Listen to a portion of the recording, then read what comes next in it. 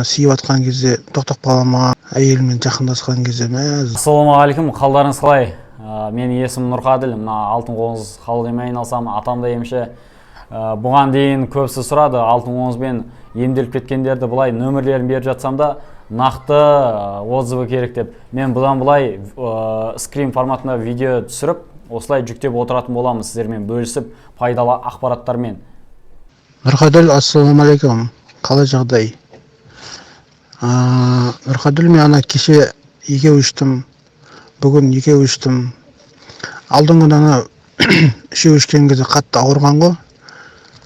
Сөйтіп как будто сүйіп атқан кезде тоқтап қалама, сонда ашытып, ішім бәрі как будто күйіп қалған сияқты болып.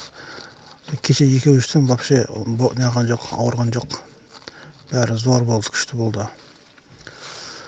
Сосын түнде анандай әйелімен жақындасқан кезде мәз зор болды кәдімгідей.